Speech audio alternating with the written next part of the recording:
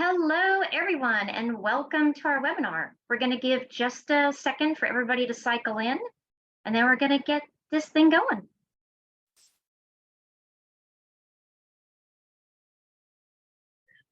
All right, looks like a lot of you are trickling in. So hello again, everyone, and welcome to Secure Act 2.0 is here. What retirement plan sponsors must do, what they may do, and when they need to do it. We are really glad that you joined us this morning. So before we get started, we just have a few quick housekeeping items for you. Just wanted to let you know that we are recording this webinar and you're going to get a link to the recording and the slides emailed to you later today. So be sure to look out for that in your inbox coming up. This webinar is going to run for 50 minutes with 10 minutes Q&A at the end. So if you have a question for our presenters, please put it in the Q&A box located in your Zoom toolbar. To find your Zoom toolbar, just hover your mouse over the bottom or top of your screen. It'll pop right up, and then look for the Q&A icon. Now, before I introduce our presenters, I would like to take a moment to thank Steve Baden and Sean Meyer from OPCO and Kevin Suen from Fidelity for helping to organize this webinar and for bringing our presenter to us and for helping to coordinate all of this information that you're going to be hearing today. We've worked with all of them for many, many years now, and they are trusted advisors as well as great friends of LSL. So thanks, guys. All right, now I'd like to introduce your presenters. Brad Campbell, partner at Faugre Drinker, Biddle & Breed, LLP, is a nationally recognized figure in employment-sponsored retirement plans. He counsels his clients in ERISA Title I issues and litigation, including fiduciary conduct and prohibited transactions. Mr. Campbell served as Assistant Secretary of Labor for Employee Benefits and Head of Employee Benefits Security Administration from 2006 to 2009. As ERISA's former top cop and primary federal regulator, he provides his clients with insight and knowledge across a broad range of ERISA issues. And he also serves as an expert witness in ERISA litigation. He has testified before Congress on employment benefit issues 11 times, including testimony before 4 different congressional committees regarding the effects of the Department of Labor's fiduciary regulation. We are really excited to have you with us today, Brad. And also our moderator and host is Maria Areola, partner at LSL CPAs. Many of you already know her. She heads up our 401k audit department, and she's been with us providing clients with the best advice possible for over 30 years. So now I'm going to hand it over to Maria to get this started. Thank you, Jill. And for everyone that's in the seminar here, I started at age 5. So, you guys could do your math on your own. Not a problem there. Brad, thank you so much for being here with us. I really appreciate it. Just so you know, everybody, I may say things in Spanglish, and then Brad's going to come in and actually say it in the real English. But welcome and thank you so much. I'm going to let Brad get going on it. This stuff is a lot. All I know about the Secure 2.0, it is absolutely immensely big. There is no rhyme or reason to any of the dates. So you've got dates all over the place from now to 20, who knows, 32. And so Brad, go for it. Well, I think you made a great point, which is the dates on this are all over the place. And what else is also all over the place on this new law is that some parts of it are completely optional. Some parts of it are completely mandatory. And all of them take effect, as you said, at different points in time. So it makes it a little confusing. But I do want to say that overall, I think, and Maria, I bet you'll agree with me, that overall it's probably worth it, because there's some really useful and valuable provisions in here for plans and for employers that can help you with your workforce. So I'll just say one thing about the introduction. The stumble you had there where you said bore by accident probably is a more accurate statement of my background, because I've killed many a good cocktail party. But I suspect all of you, talking about this stuff, but I suspect all of you in this call are here for the right reasons, which is you actually want to know what's going on here because you recognize this is going to affect the real world and how you run your plans. And so the first thing, and Maria and I were just talking about this before we jumped on here, this whole thing about plan amendments, because I know one of the first things you hear from your lawyer when you start talking about, we want to make a change to our plan is, well, we're going to need a formal amendment and you got to write that up and we need to document it. And the board needs, the committee needs to, all that stuff. The good news here is Congress recognized that we're on a bit of a convoluted path and it's going to take a couple of years for everything to shake out.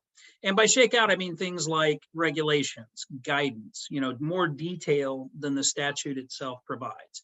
So the law says X, but it doesn't answer Y, Z, A, B, C, D, F questions that we are all having as we look at the law. And we're still going to be waiting for the federal agencies to come out with some interpretations.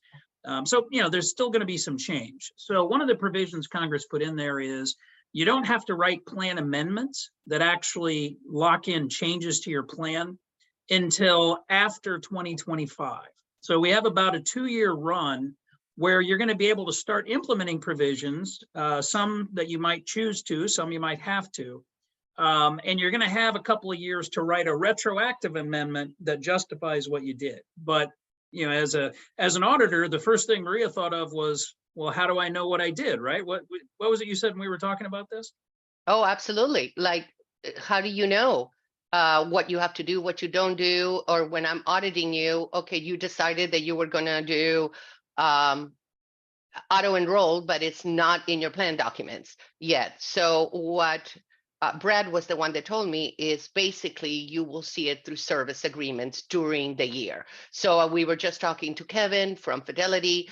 I am sure at some point you're going to get that email from Fidelity saying, hey, here are the new amendments, because I'm saying that very loosely because it's not an amendment. They're just whatever the service agreement changes. So you'll be seeing some of this stuff without you really calling Kevin or Sean or Steve and say, hey, I want this done. So the key to it is keep very good records of what it is that you have done, and don't be afraid to help the employee if you do. Don't go, oh my gosh, we haven't amended. We can't do this now.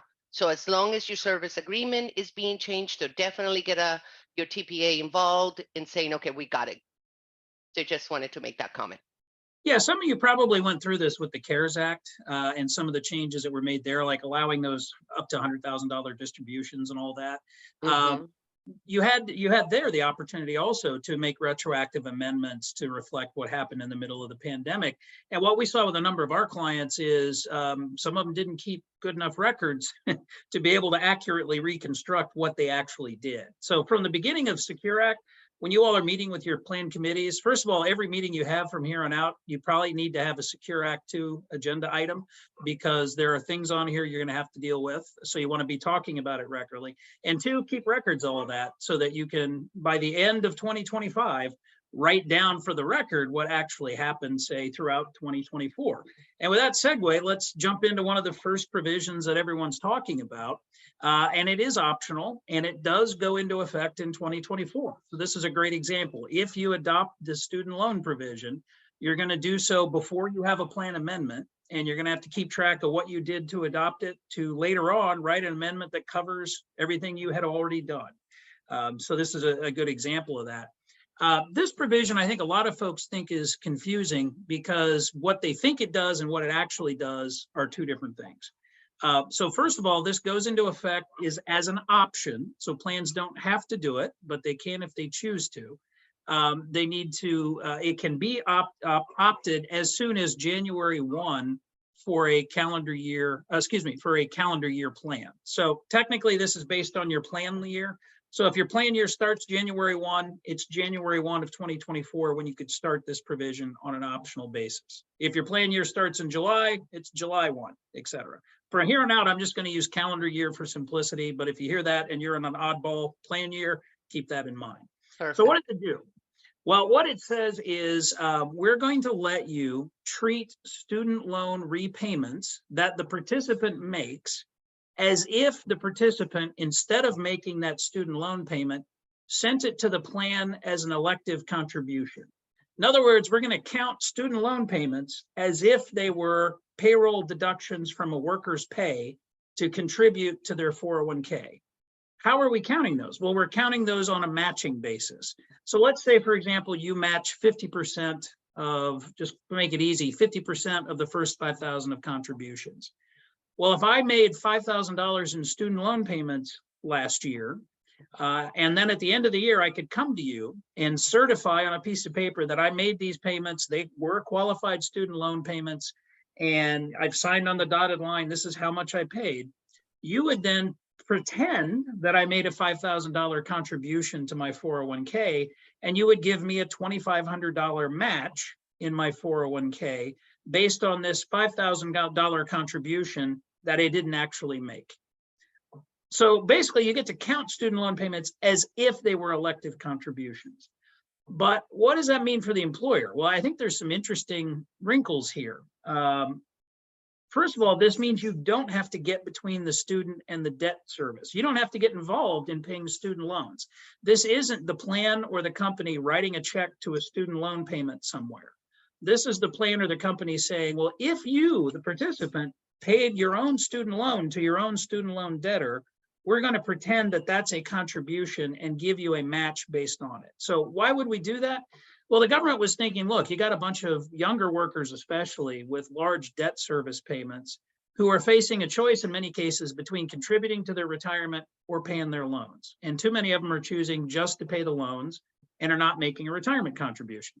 So this is a way to kind of combine those so that you don't lose, that first 10 years in your 20s of saving for retirement, which are so critical for compounding interest, right? I mean, if I start contributing at 20 for my retirement compared to contributing at 30, it makes a radically large difference in how much I end up saving for retirement. So that's kind of the concept behind it. What comes after that are the details. And Maria, I know you've talked to some folks about this. What are some of the questions you're running into from people you've dealt with? Well, the first thing that I've got on the tax side, most of the people that are paying the student loans, they're working. So number one, you can't even deduct the interest. You can't even get credit. You can't do anything. So tax-wise, it's basically using after-tax dollars to pay it. Okay, there's no deduction. So what the part that I don't understand on the employer side is, say I have that and I turn it in and then now the employer has to match it. So that's why you mean it's optional, because then the employer is actually paying out more, right? If they didn't have this. Yeah, so what I mean by optional is the employer doesn't have to offer, the plan doesn't have to have this feature at all. You can do the student loan provision or not. It's entirely your choice. If you choose not to do it, then your plan stays exactly the way it is now. If you choose to do it, what you're saying is our plan is going to count a qualified student loan payment as if it were an elective contribution for the purposes of matching. So when you break down to the details, I think the big practical question that employers have to ask themselves, because we can talk about the legalese all you want, but the bottom line is, well, what does this mean for our company? Well, if you adopt this provision, what you're saying is all those people who are contributing to their plans from their own money, their own pay, if they're contributing less than the maximum necessary to get the full employer match, right? So let's say that I have to contribute, $8,000 before I get the full amount of employer match. Anyone who's contributing less than $8,000 now, who is also making student loan payments, might be brought up to that $8,000 level. So it's not like they get to double dip and make, 4 times the contributions of somebody else. There's still the overall contribution limits, and your matching program stays the same.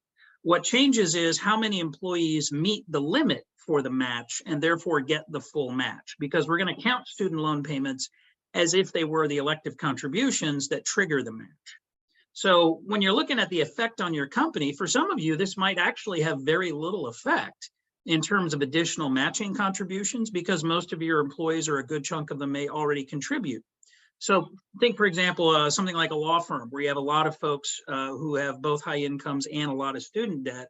If I'm a young lawyer already maxing out my contributions, this provision doesn't change anything, right? But if I'm a paralegal who's trying to write off my college education, trying to pay my debts for my college education, and I just wasn't contributing to the 401k plan, well, now it is going to cost you more, actually, because you're going to give them matching as if they contributed. Correct. So one thing is to look at your workforce and figure out what it's going to cost. But another is, we've seen this to be so far a very popular provision, because in the grand scheme of things, it's a way to help with student loans. It's a way to help with retirement. And in most cases, it's not necessarily going to have a huge bottom line effect on the employer, because, again, you have to evaluate your own workforce and decide. But it's not that you're paying their loans, it's that you're letting them make more for matching purposes in your plan. So it's a lot less sort of cash on the barrelhead that you as an employer would be paying out than you would if you actually had a direct repayment of student loan program, if that makes sense. Perfect sense. Thank you. Okay, again, this is optional. You can do it or not. The effective date is January 1 of next year. So if you're looking to adopt this, you need to talk, I would say one of the first groups to talk to is your record keeper, because your record keepers are going to be doing the bulk of the work in implementing provisions like this and, you know, helping you with the paperwork. So, you know, the way this works is retroactive on an annual basis. So you would adopt it in 24. At the end of 24, your participants would come to you and say, here's a piece of paper where I certify that I made $5,000 in student loan payments in 24. They give that to you all. And based on that, you would then match in 25 the extra amount that they were entitled to as a result of those student loan payments they made in 24. So it's annual, retroactive. Even though it goes into effect next year, you probably won't see the actual payments going out until the year 25. after.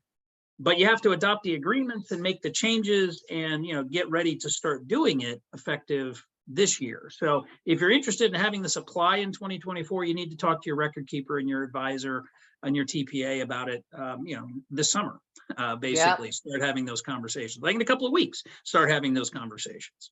Absolutely right. All right, let's jump on to one of the other big changes in this new law. And for some of you, this will make no difference. For others of you, it will. And what this comes down to is auto escalation and auto enrollment. Well, what are these?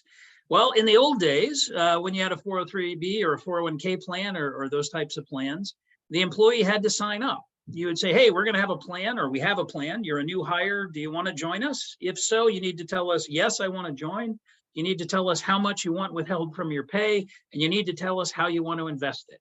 And in an average company, 2/3 of workers stepped up and made all those decisions, and 1/3 of workers didn't. And with auto enrollment, what we did is we turned that around. And starting, the law was changed back in 06, so this has been in place really since about 07, 08. We've had 10 plus years of real world experience with it that shows it really works. And what we did is we turned it around, and on a voluntary basis, employers have been able to say, hey, new worker, we have a plan, and we're going to put you in the plan, and we're going to put you in at this percentage of your contribution, and we're going to invest you in this investment called a qualified default investment alternative, or QDIA, unless you tell us no. So the employee always has choice. The participant can always decide not to participate or to do something different. But instead of saying, you tell us how you want to be invested and whether you want to be in the plan and how much, we tell you, and then you either say yes, or you say nothing and you go in the plan, or you say no, or give alternative instruction. And what we've seen is the difference is instead of 2/3 of workers signing up for the plan, all over 90% of workers sign up for the plan, because it turns out that 1/3 of workers didn't object to retirement savings.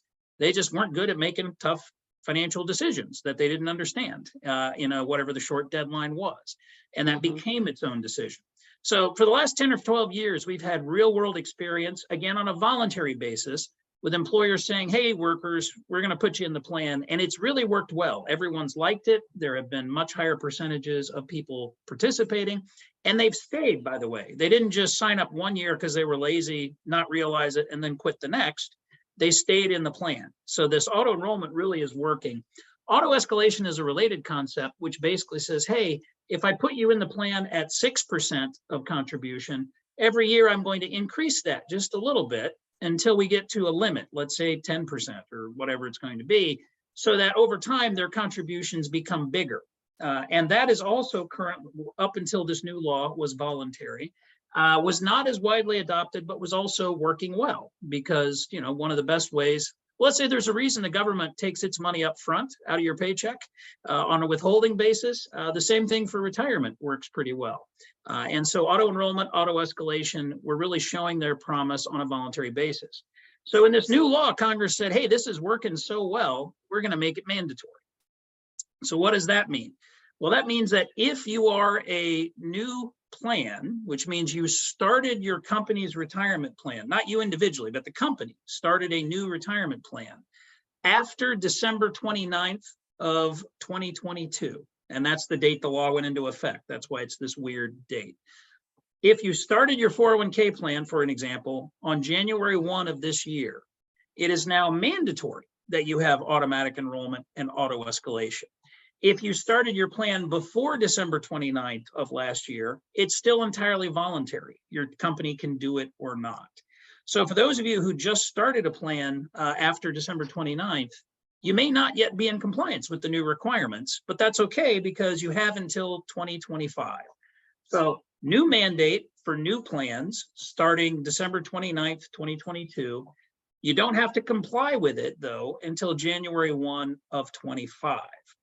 And so what's the it? Well, the it is you have to have automatic enrollment and you get to pick the number that starts. You could make their contribution as low as 3%, but not more than 10. So somewhere between that 3 and 10% range is what you get to pick for employees to be defaulted into.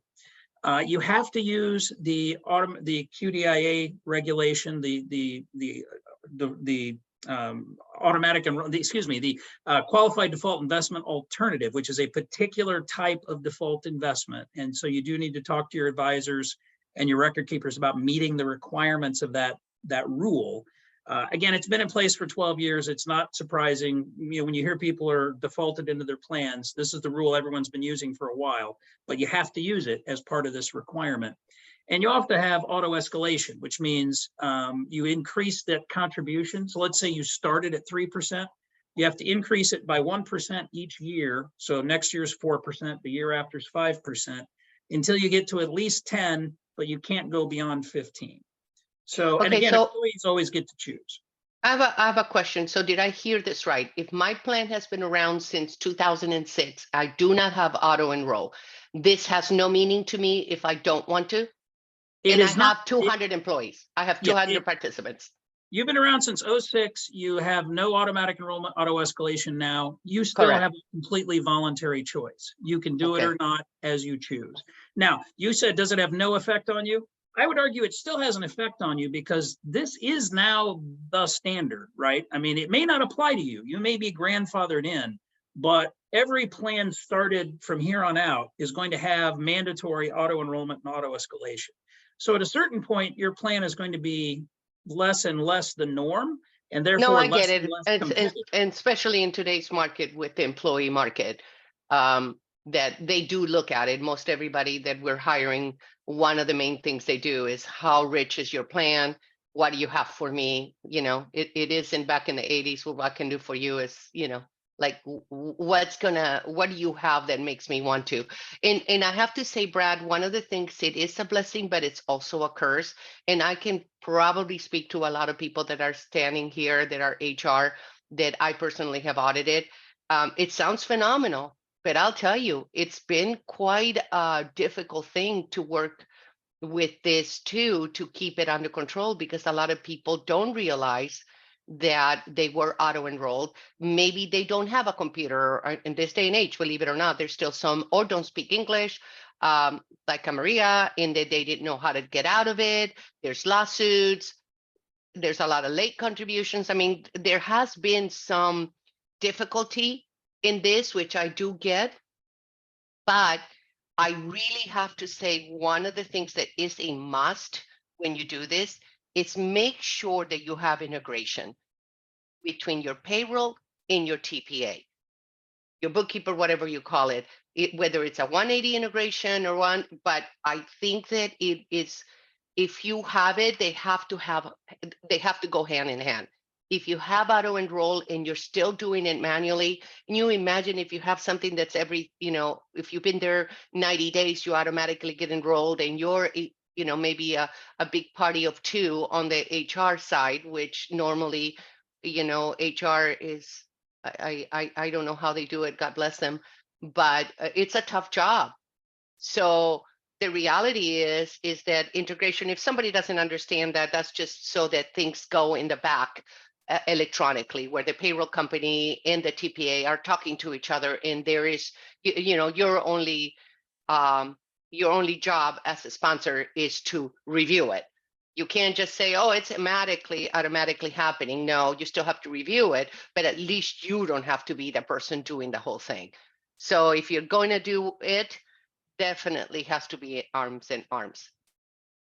Yeah, I think that point can't be emphasized enough. What makes your job, as if you're a fiduciary of the plan, or if you're one of the HR folks, for example, helping the plan committee, helping the fiduciaries make these decisions, working with good service providers makes all the difference as to how well your plan runs. And yeah, I couldn't agree more. Having record keepers and TPAs and payroll providers talk to one another and work together is crucial to these things running well. That said, I don't want to scare you off about auto enrollment or auto escalation either. It has been hugely popular and for good reason. Most people know they should save for retirement, and giving them the nudge to make it easy to save for retirement is the difference between them being prepared or not. I'll also just, you mentioned the litigation, I'll just cover that briefly. There is a regulation at the Labor Department, and full disclosure, we actually issued it while I was running the agency, that provides a fiduciary protection, a safe harbor for this. And so far, every lawsuit that's been brought against it has failed. In other words, the fiduciary protection has won. So, that's great news. I didn't know those. Yeah.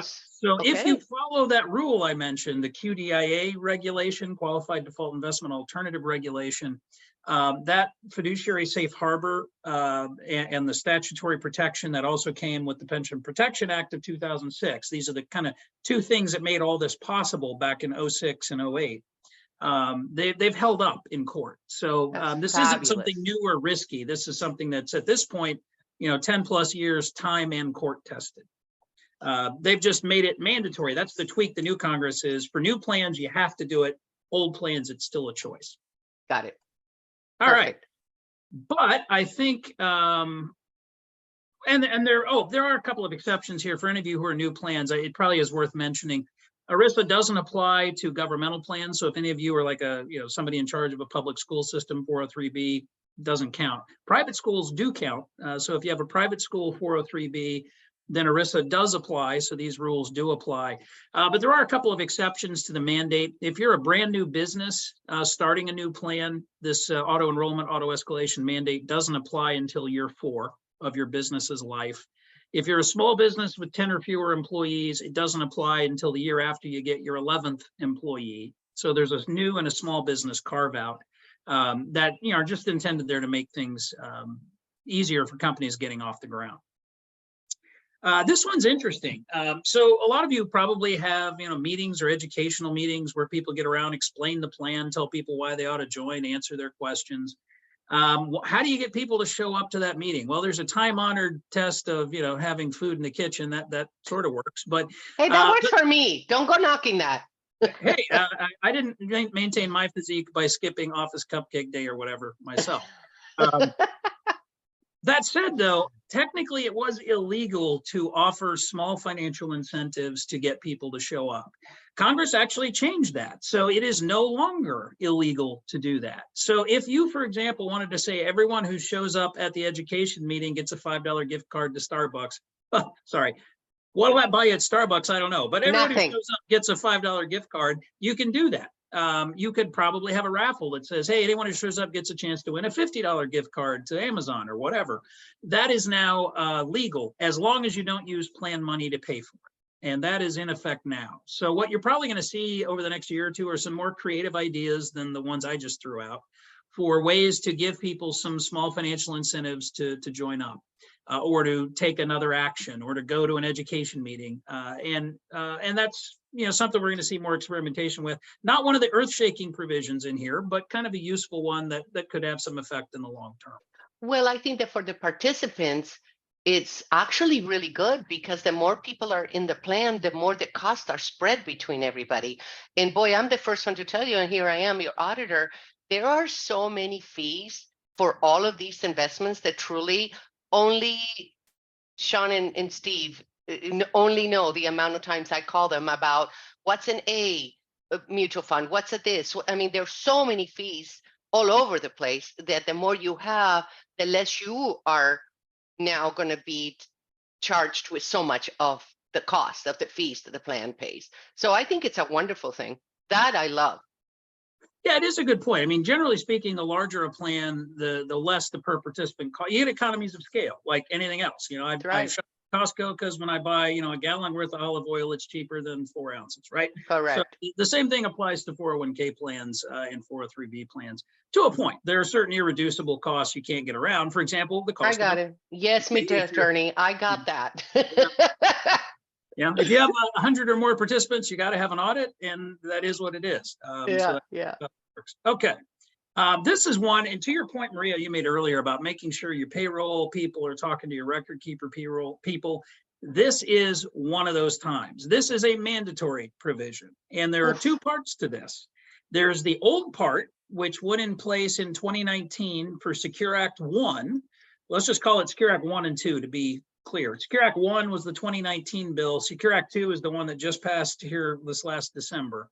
Secure Act 1 already said, hey, we Congress are worried about people who work for you part-time every year, but who never hit 1,000 hours, so they don't get to be real participants in your plan. So we are going to create this new category of what they called long-time part-term employees. Excuse me, long-term part-time Part-time. employees. And what that means is if I work for you and every year for 3 consecutive years, I have 500 plus hours, but less than 1,000, so I never become a participant, you have to give me the opportunity to at least put my own money into the plan. You don't have to match me. You don't have to count me for testing purposes and all that stuff, but you have to at least let me put my own contributions in the plan. So what that meant is starting with 2019, we in the 401k world, you had to keep track of who was working for me between 500 and 1,000 hours for 3 consecutive years. And 2024, this next year, is the first time one of those people who would be eligible. In other words, the way they counted 3 years, the end of 3 years is this year. So starting next year, under the old law, you should already be talking to your payroll, your record keepers, TPAs about making Brad, sure. I think I'm gonna need some alcohol in my coffee. Wow, that was a mouthful, man. All right, so Wow. let me try that again. Talk to folks to make sure you're tracking Wow. who works for you 500 or more hours for 3 consecutive years, because next Wow. year you have to offer them a chance to put their own money in your 401k plan. Wow. What the new law did, and that was already the law, but I think some people are getting caught unawares by it. So if nothing else from this call, go talk to your folks when you get done here. Say, hey, are we ready for long-term part-time employees? So that's the old law, 401k, 3 years, 500 plus hours, have to let them participate for their own money. The new law says, hey, that's such a great idea. We're going to shorten the time period and expand the base. So starting in 2025, that'll be only 2 years of 500 plus hours, and it's 401ks and 403bs. So for any of you who are ERISA covered 403bs, like you're a charitable organization or you're a private school, those are kind of the most common types of ERISA covered 403bs. By the beginning of 2025, you're going to have to keep track of who works for you between 500 and 1,000 hours and make sure they're able to contribute at least their own money to your retirement plan. And that's a mandatory change that people are going to have to contend with. Wow. Okay. And again, part of that's old law, part of that's new law. Here's the other big area that I would say there's a lot of change here, and it's related to this catch-up contribution, and I'll get to why in a minute, is using Roth accounts. So let's just do a quick primer on what's the difference between a traditional retirement and a Roth retirement. Traditional means I'm going to take the money, it's excluded from my taxes this year. The inside buildup is excluded. In other words, I make a contribution to my retirement plan. It effectively reduces my income this year. So let's say I make 100,000, I contribute 10. I'm only taxed as if I made 90. And then that 10 that's growing in my retirement account isn't taxed while it grows. But when it comes out, when I'm over 59 and a half and I'm taking my retirement distributions, it's taxed at ordinary income. That's the traditional way when we think we're contributing to our 401k, saving on taxes, that's how. The Roth version of that is to say, well, we're going to do it differently. Instead of after-tax money, you're going to contribute pre-tax money. So on a Roth basis, if I have $100,000 and I contribute 10, I'm still taxed on 100,000. I pay tax this year on the contribution I make, but it still grows tax-free. And when I take it out, it's tax-free. So in other words, I've decided to pay taxes this year in exchange for no taxes in the future, instead of skipping taxes this year in order to pay taxes in the future. So those are the two variations. Congress loves Roth because Roth front loads tax collection. So when Congress is doing a bill like this that they have to pay for, because the more our retirement system works on a traditional basis, the more money the government loses. It's kind of an interesting reality. So they put in a lot of voluntary Roth and some mandatory Roth contribution issues in this new law. So one of the things plans have to talk about, because some are optional and some are mandatory, is what are we doing with Roth currently and what do we want to do with Roth? And there's kind of three real provisions here. One is this catch-up contributions. This is for folks who are nearer retirement. Basically, they increase the extra amount that people between 60 and 65 can contribute by about 50%. That's kind of the short level without getting into all the details of what the number is in any particular year. And that's a good thing, right? Who wouldn't like the opportunity to contribute more for their retirement the closer they get on a tax benefit basis? The problem, and this is where it becomes an issue for employers, is that if you have an employee and you are paying them $145,000 or more, and if you allow catch-up contributions to your plan, which is technically voluntary, but it's pretty common, most plans allow it, those people who make more than $140,000 are only allowed to use a Roth catch-up contribution basis. So if your plan doesn't currently allow Roth, then you're looking at some difficult choices. You're either going to have to say, we're going to change our plan to allow Roth, or we're going to have to stop accepting catch-up contributions. And there may be some guidance from Treasury and IRS coming that'll see if there are any other options, but that's kind of how we read it in the law. But that's probably not a realistic position for a lot of companies. My guess is if you have someone in your company who is, say, 61, and who you pay more than $145,000 a year, they're probably a fairly important person in your company. So are you really going to tell all those folks, no, even though the law now lets you contribute an extra 50% of catch up, we're not going to let you contribute any? Is probably not a popular position. So you're going to have a Roth conversation about how can we amend our plan. And again, you don't technically have to amend it yet, but how are we going to change our plan to allow these catch-up contributions on a Roth basis for these highly compensated workers? And just a quick level of detail, it's based on last year's FICA earnings. So you don't have to project it based on what they're currently getting. It's saying, hey, last year, for FICA purposes, did we pay you more than $145,000? If we did, then we can only take Roth if you want to do catch-up this year. Brad, I think it's just a given, in my opinion. I mean, why would you be hurting the people that are the most important to you? Obviously, the highly paid, you know, it seems like I can't see any time where you wouldn't make this change. Why would you not? I mean, generally, I would agree with you. I just have learned this during my time in the private sector. It's a big world, and people, when you look at several 100,000 plans, there are some interesting motivations behind some of the choices. Yeah, you're right. You're right. So is there somewhere a plan where it makes sense? Yeah, but in general, I think what you're probably going to have to look at is saying, how can we allow Roth participant contributions in our plan if we don't already? You've been able to do that on a voluntary basis for a long time. Yeah. Still, technically, you're able to do it on a voluntary basis. But with this new change, and again, this all starts in 2024, with this new change, if it is still voluntary, but if you have folks who fall into that highly comp 145,000 category with catch-up contributions, you may find, practically speaking, you need to adopt that HSA option. And Brad, is it the difference between the 65 that you have right now and the 10, or it'll be the whole 10? I'm sorry, I didn't quite get your question. Right now, let's say you have the $6,500, which right. is, is it just, we're talking about the Delta, or the whole thing will just become Roth? For those workers, the whole thing would become Roth, is my understanding. But there are questions to IRS for clarification of that.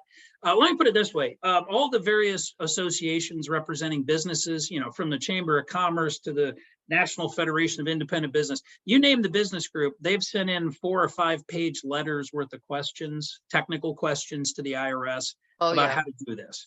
And everybody wants AICPA, to- yeah, AICPA is so confused that there has to be at least 20 pages of questions for Yeah. us.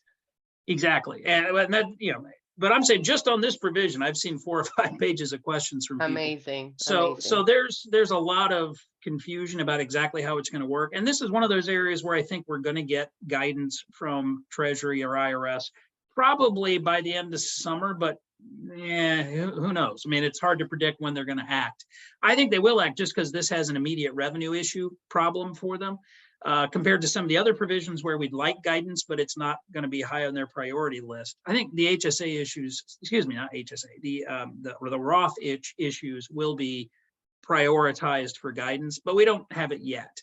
Got it. Either way, however they answer some of those technical questions, I think for employers, the basic choice for plan sponsors, the basic choice is the same. If I don't have Roth now, should I go ahead and add it? Because it's an elective feature for participants. They don't have to make Roth contributions. It just allows them to. And while it makes my plan a little more complex, it might actually be better for everybody because it may serve some of my employees better than the traditional approach. And now that we have kind of a compelling legal reason, because we might have one of these employees or a whole bunch of these employees in that fix, it's probably time to think about it. So I would Yeah. say Roth issues need to be on your agenda at your next meeting to talk about with your advisor and your other plan Agree. folks. Because not only do you have that provision, but you have this optional one that's also effective right away. So you could choose to do this or not right now, which is you can choose to let the employer money be Roth. So right now, if you have a Roth feature in your plan, only the participant money is going in on a Roth basis. The employer money is going in on a traditional basis. That's just the law. They've now changed that so you can, as an employer, give the choice to the participant.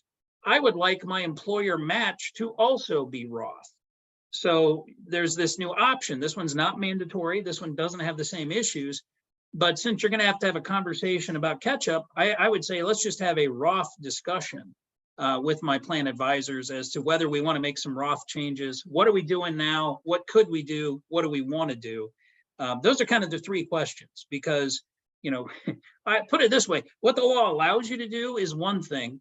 What you want to do is another thing. And what you're going to be able to do working with your current service providers and record keepers is yet a third thing.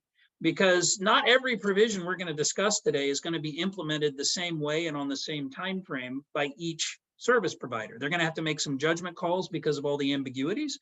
So to a certain extent, there's going to be what you could do, what you want to do, and what you actually can do. And you have to have that discussion with your service providers on a plan-by-plan basis. Wow. Yeah. Well, aren't you all glad you joined in for this call? Fascinating. We are just fascinating this morning, Brad. But you gotta know this stuff. It actually matters. So I thank those of you who've hung in there. I haven't seen the participant number drop yet, so I'm going to call that a victory. All right, this is a new optional provision that is really interesting, but also really, really new. And it's really complex. So I just want to kind of start out by saying that. The concept here is actually simple. The concept is Congress is looking at all of our population of workers, and there are just so many people who literally don't have $1,000 stashed in a savings account for an emergency, that when the emergency happens, the transmission goes out, whatever it is, air conditioning, their options are take a loan from my 401k, take a hardship distribution or withdrawal from my 401k, get a title loan on my car, whatever it is, stuff that are not really great financial decisions, maybe necessary, but not necessarily great financial options. That's where a lot of people are turning to for emergencies. So Congress said, well, wait a minute. What if we sort of merged a emergency savings account through payroll, in other words, a workplace-based emergency savings account? What if we merge that with your 401k or your 403b so that there was a retirement savings component as well? We could get a twofer. We could make an emergency savings account where people would have access to cash for emergencies and would be assisted in saving it because it would go out of payroll every month. But we could also have some retirement benefit go to it as well. And so that's this new concept. But it is pretty complicated. I make the point here, there were 90 some provisions in the Secure Act 2.0, this new law, but 10% of the entire bill's text was this one provision. So there's a lot of verbiage to work through on what the statute says. And what it does is it says this emergency savings account is Roth only. So you don't have all the tax issues surrounding taking out distributions. And it kind of goes here. And the employer, one, gets to decide whether they want to offer this at all. So it's totally voluntary. Two, if they do decide to offer the emergency savings account, you get to decide whether it's optional or whether it's automatic enrollment. So either the employees have to affirmatively sign up, or you can say, nope, we're going to enroll you unless you say no into this plan. And that you're allowed to enroll them at up to 3% of payroll. So the employer decides whether we want to do it. We decide whether we're going to make auto enrollment a requirement, and we get to decide the contribution level we're going to require if we do that. And the limit on the amount that can go into this emergency savings account is $2,500, although the employer can lower that if they choose. But let's just go with the simple one, $2,500. The way it would work is I would be contributing, and by the way, it's only open to your non-highly compensated employees. So not everybody, but just the employees who make below a certain amount of money. So the way it would work is every payroll, I would be contributing some money into this account. And once a month, I would be allowed to take a distribution from that account. So in other words, I'm putting the money in every paycheck, but once a month, I'm allowed to take money out for emergencies. I don't have to give a reason. I don't have to do any paperwork other than just request the money, right? And the first 4 withdrawals have to be free. And there's no, additional tax penalties or anything. But as the money builds up in the account, it is being treated as if it were a contribution for matching purposes. So in other words, if I have that full $2,500 in the account, the employer is going to match, let's say you have a 50% match. You're going to match $1,250 and put it in my 401k plan. Correct. So yes, I'm building up emergency savings, but I'm also getting matching money going to my retirement plan. And once I've maxed out the $2,500, all the extra contributions go into the retirement plan. So it's kind of like this refillable emergency bucket. And when it spills over, it goes into the retirement plan. And if it runs out, well, then you contribute more money the next payroll period. A couple of issues there. As you can sense, there's a lot of moving parts, right? Somebody has to coordinate the payroll with the contributions, with the matching, with the when have I hit the amount so that it's necessary to go over. And maybe my contributions are coming in every pay period. So let's say I have 26 pay periods a year, but withdrawals come out once a month. So someone's going to have to keep track of what the balance is as all those different streams are going in and out. So this is a new provision. Technically, it's available starting January 1 of next year. And for some employers, I think this might be really interesting. For other employers, I think this would not be attractive at all. And the rap I've heard from employers who don't like it, they say, look, this isn't helping us. This is really facilitating savings and not retirement. And what we really want is a retirement plan. And we don't want to train our employees to go take money out of their retirement plan on a regular basis. That's one criticism. The flip side is an employer who says, well, as I look at my workforce, I've got a whole lot of folks who are really having trouble make ends meet. And while a retirement plan is good, an emergency savings plan is actually what they need more. And the benefit of this is it combines the two. So if they save enough of emergency money, they get a little retirement benefit also. So this is very attractive to me as that kind of employer. Bottom line is you're gonna have to look at yourself and say, is this something we have any interest in doing? Does it fit our workforce? And then start looking at who your providers are and whether they're able to do it and when they'll be able to do it. Because of all the provisions, this is the newest and most complicated to get in place. So not every service provider, I think it's fair to say not every record keeper may be able to provide this particular feature by January 1 of next year. But Maria, what are you saying? You know what, my vision is we do a lot of audits for companies, whether you're a manufacturer or let's say restaurant and all that stuff, where the activity in loans are so many in so little amounts. So it's not as if they're asking for big loans. They're usually, $500 loans for life. I think this could take over that part of that. So that you don't have to do all of the legal stuff that goes with the loan in the the documentation and all that. It is just a savings account that you can kind of, and I think about it like an HSA. A lot of people just want to say, oh, that's another place I want to just put all my money in there and have it grow every year. So one side is those people, and the other side is for my HR, my TPAs that go, oh my gosh, these loans are a nightmare because they're all so small and so many. This may be easier to just pull money in and out. It's their money anyway. There's probably not going to be a lot of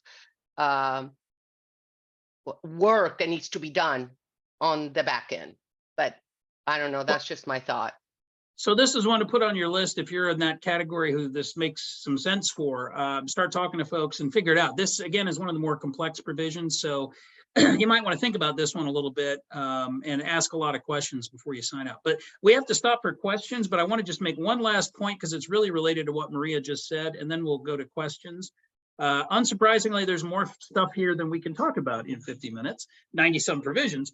But I do want to mention these new distribution options because they do kind of go to this same issue about how do I reduce loans without cutting off a loan program.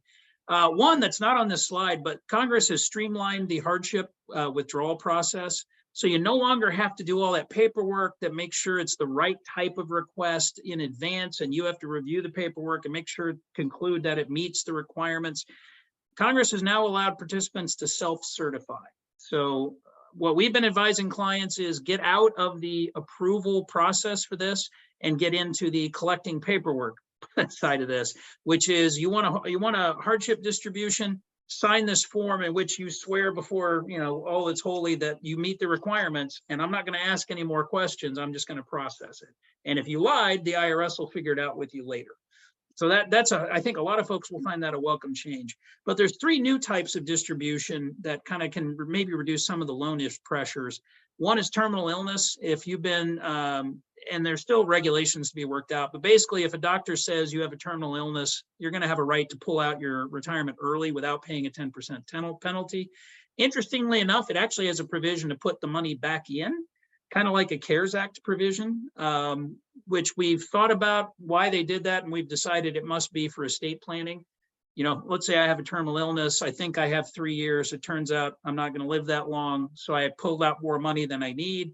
If I put it back in the plan, then it doesn't go through probate. It gets sent to the plan's beneficiaries. So we think that's why Congress has this provision to put the money back in. Plans can adopt a provision that lets victims of domestic violence get up to $10,000 or half of their account. Self-certifying, so all you have to do is have them say they meet the requirements, and that is also a repayable option.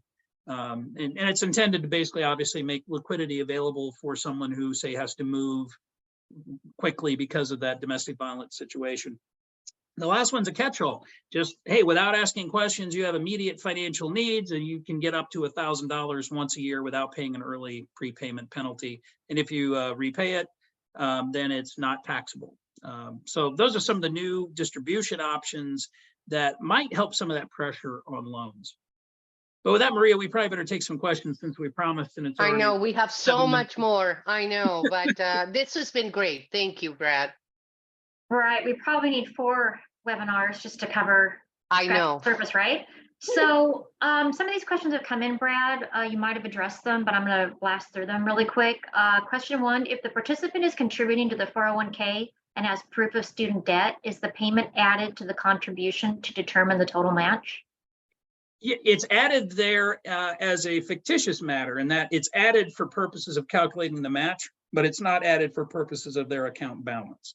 So yes, so if I contribute 10,000 on my own and I've already fully met the match, you would still count that I made another 10,000 in student loan contributions, but it wouldn't matter for any real practical purpose. But if I only contributed 2,000 and then I paid 5,000 in student loans, the plan would now treat me for matching purposes as if I had contributed 7 and would match on the 7, even though I only contributed the 2. Okay, and they added assumes not maxing out the 401k contribution. So if you're maxing out, then this provision's irrelevant. I mean, it's nice that you adopted it, but it's not going to affect that person who's maxing out because it doesn't give them a new cap to shoot for. Okay. This is just a way to count for that matching purpose, contributions that are going to loans instead of the plan. Next question, does this apply to employers with a certain number of employees? Does an employer with 2 employees have to do this? I'm not sure which that this is. A lot of these are optional. Okay. In terms of the employer with 2 employees, again, it depends what this is. So if it's auto enrollment, auto escalation, no, because you No, fall I under think the that 10 was when employee exclusion. I think that was when that came in. Okay, It was got on it. that one, and he covered So that 10 already. employees, 10 employees or fewer, you do not have to do auto enrollment, auto escalation until you hit your 11th employee, and it's the year after you get your 11th employee. Mhm. Okay, and then another question came in. For HCE catch-up Roth treatment, does this apply to employees under 60 years old? Not that provision, no, because this little part here with the Roth part applies for folks who are between 60 and 65 making those catch-up contributions. Okay, and then I think you answered this one, but how does this auto escalation affect matching for a plan that has auto enrollment with safe harbor matching? If you have auto escalation, it's going to flow the same way your match currently works. So whatever your match structure is, if people are now contributing more because of auto escalation, yes, your match would go up. So the auto escalation doesn't change the matching. Now, I should point out that this is one of the things people don't fully appreciate. You don't have to use the safe harbor structure to still have things work well when you're using auto enrollment. You could do auto enrollment with a less generous match in order to keep yourself from having to change the amount you contribute as an employer. And you may well still pass all the testing because auto enrollment is pretty effective. You're gonna have to run the numbers and figure it out. But safe harbor isn't the only way to go. You can be creative and structure a design that fits your budget that still does some of the things you want it to do. But Agreed. it's a great question.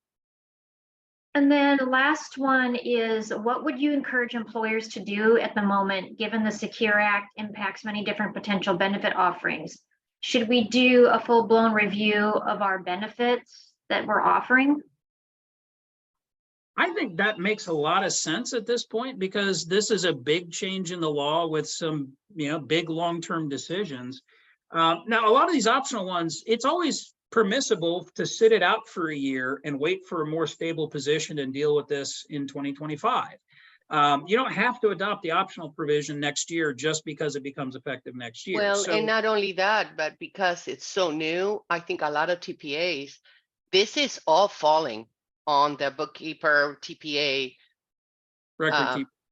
record keepers, because, and I would imagine that they're probably just starting to change their software and all of their the ability to be able to even do all of that or to even understand it all. So yes, you would want to do it, but I don't know if your record keeper would be ready just yet. Well, I would put it this way. Most of the major record keepers are going to be ready for most, if not all of the provisions. But part of the problem is they've had to make educated guesses about what the law is because we haven't had guidance or regulation from the regulators. That's probably going to come a lot next year. So some of those educated guesses are going to have to change based on what new things happen. So I'm not scaring people off of adopting. Like if you want to do the loan provision, I'm pretty sure most record keepers are going to be able to do that for you starting next year. And you just have to recognize that the way it works might change over the next 2 years. There's no reason to be scared off of joining it, but just be aware that we're going to have to be flexible for the first couple of years because things are going to change. But to the big question they'd asked at the beginning, is this a good time to review your plan? Yeah, it is. I mean, there's some big decisions coming up, new options. We haven't seen this much change in one bite, really since 2006 with the Pension Protection Act. So it is a good time to sit down, review your plan, see if it's doing what you want it to do and serving the need you want it to serve.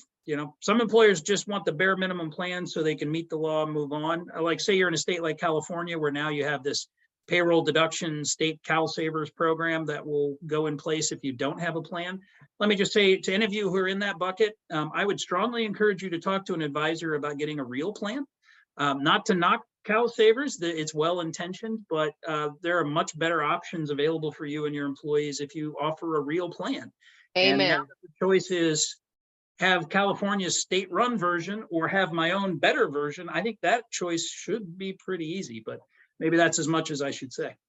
But Let's just say, I think if Nebraska does CalSavers, Nebraska will probably do a great job. I'm a little leery of California and New Jersey and Illinois and some of the states who are having their state people make these decisions for the private sector who don't have the best job running their own state-based retirement plans. Again, I'll leave it at that. Brad, thank you so much for all this information you've given. It was certainly not boring. Hey, watch that word. As my faux pas in the beginning, but we want to thank all of you for coming. Just a reminder, you will get the slides emailed to you this afternoon and a link to the recording. If you have any questions, please reach out to Maria. If you're working with Sean and Steve at OPCO or Kevin at Fidelity, you can reach out to them as well. And I did want to thank Sean, Steve, and Kevin again, just for putting this all together. And again, Brad, thank you so much. And we really appreciate this. I know there's more that's going to continue to unfold, so we may just have to have you back for part 2. I would love that. Be happy to do it. Awesome. Well, thank you all for coming as usual, and make it a great day, and we'll see you next time. Take care. Thank you. Bye-bye. Thanks, Okay. everyone.